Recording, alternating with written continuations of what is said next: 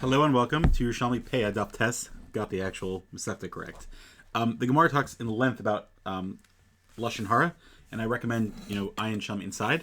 Also, if you want a very fascinating discussion of Rebbe Kiva's Shita about Sefer Ben Sira, take a look in our Gemara and the Stira in the Bavli and Sanhedrin, etc., etc. Not for now, but there's a lot here. I want to talk about the Lashon Hara part.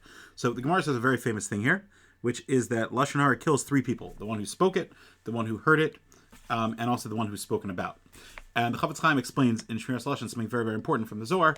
Basically, how does this work? And he explains that the Rakia, the kingdom of Hashem in Shemayim, the court, represents works in a way that is represented down here, and that is that just like down here, people like to lay low and not be scrutinized by the king or by the IRS or by the other departments. So too up there, when a person says Lashon Hara, what happens is it draws attention to that person that is being spoken about, because in Shemayim they say, oh, they're saying bad things about this guy. Is it true?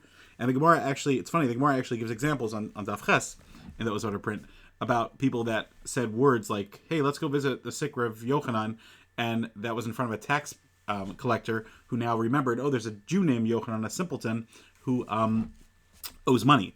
And then they collect the money from him. The Gemara says that's actually Lashon Hara.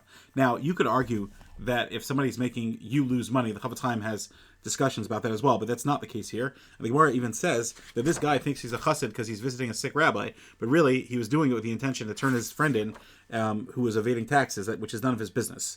Ramosha Feinstein's tshuva about whether someone could become an IRS auditor is a whole different shiloh here. He basically says that it's mutter because someone else would do the job anyway. Ayin Sham, and ask your local Orthodox rabbi as always. But anyway, so the Chafetz Chaim explains based on the Zohar that when someone says Lashon Hara, it's mekatrig against that person that's being spoken about, because in Shemayim they say, oh really? You're drawing attention, just like in that Gemara, Keviyachol, so to speak. Obviously Hashem is aware of everything, but there's a certain element of kitrug. Now, what that also does is that then they say, oh really, wait, who is saying Lashon Hara? Oh, that guy, wait, let's look at his books too. So he ends up getting hurt, and then the person that heard it also gets hurt. Then the Gemara says something Pelagic, which makes sense as well, that in the case of Shaul, it actually killed 4 people, which is really an overlap. The Gemara says Doeg, who spoke it, Shaul, who was Makabla, and he killed Novi Arakonim, or hated David, one of both. Achimelech, that it was said about him in that context, and Avner, who actually encouraged Shaul not to make peace. We know that when either encouraged him to kill out Novi Arakonim by whether he was Makabla, he wasn't necessarily Makabla Lashon Hara or not, that they gave David food, but he just encouraged him. He sat by quietly, and he was in a position where he could have protested and Shaul would have listened. Or the Gemara explains that David was trying to make peace with Shaul and cut off a piece of his garment to show I could have killed him, and Avner said, no, it probably got caught on a thorn, and it doesn't mean anything. And then David took further action, Ayin Shav in the Gemara. Okay. The second thing I want to talk about, so therefore it killed 4 people. But again, you see there's a tremendous kitrug by speaking Lashon Hara. The last thing I want to talk about is a snake. So the snake is the famous Baal Lashon Hara. So there's a parallel sugya here, and it's very different than the Gemara in Tainus. The Gemara says in Tainus, Daf Chesam and Aleph, and here as well in Bavli, and here in the Yerushalmi and Peah, that they ask the snake, why do you bite? But if you get no pleasure, everything tastes like dirt anyway. Now the Gemara, let me zoom out for 1 second. So first of all, the Gemara here says something different, which is, why do you slither forward and your tongue looks like it's licking the dirt? If you look at snakes, when they move, their tongue is always out. Amarlon, so the snake said, do garamli, because what caused all my curses and all my problems to be in this sorry state is slither on my belly is because of my tongue that I spoke Lashon Hara. So that's an interesting thing. But anyway, so they asked, what hana do you get? Ari Torah for ochal, the lion eats it, Zayv Torah for ochal. At mahana yeshach, what benefit do you get? So below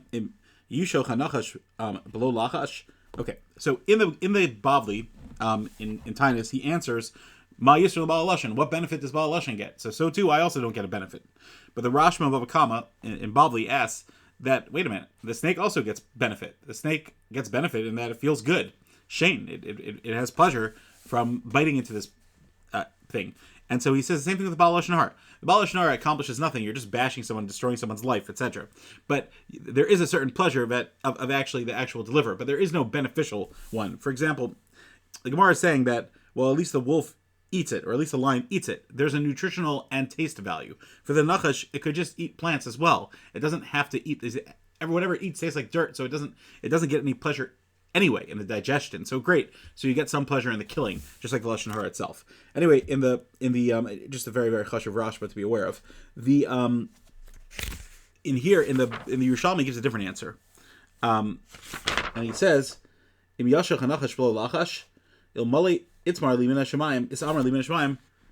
Nachis lo havina nachis. I am a messenger of God. God told me to bite. That's why I do it. So it could be that there's overlap because he's saying that I fulfill God's will to bring out the bad, which is kind of the kapara for his Lashon Hara to some degree.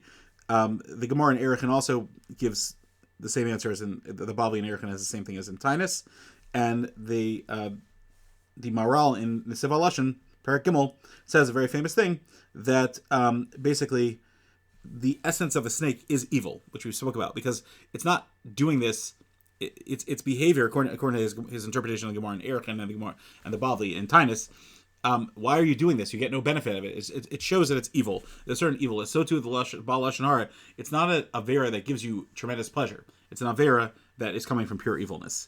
And then continuing, this is also found in the Bavli and other midrashim. But why do you bite one small limb and then it gets felt throughout the whole body? So he says that's how the Baal Lashon Hara does it as well. And he explains that he says the Lashon Hara here, but he kills someone in Rome, or he says it in Rome and he kills in Syria. Why those cities are used, I always say there's significance, but not for now. Although I have to look in the Agadas Leo. I did not look at if he says it speaks about that. And why are you found bein agederos, between the fences? So he said, "Ani poratzti Yerushalmi," because I'm a fence breaker. And remember, poritz gedu yishachar nachash, which is the curse that happened. And last thing I want to say is that the Gemara also says something very very fascinating. That chitzei gibor shenunim im gachle resamim. This is an earlier Gemara. Kol kli zayim makim koman. Every weapon normally kills locally. A sword, for example, kills whatever it touches. V'zem makim merachok. But this Lashon Hara, it can destroy at a distance. And again, it's tremendous musar.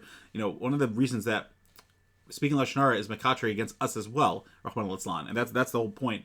That's why it's such a chus to learn Shiras Lashon from the Manchester Rosh Yeshiva or Segel. That was one of his things, that Lashon Hara destroys our own lives. It takes away the shefa. Also, kol hagechalim kolim v'chutz kavayim infim. The other coals, if they're extinguished on the outside, they're extinguished on the inside as well. But this one, even though on the outside it's extinguished, it's not extinguished on the inside. And that's exactly what the problem is with Lashon Hara, that it could literally continue to destroy. And just what to think about when we open our mouths, to be very, very careful how we impact other people. Have a great day.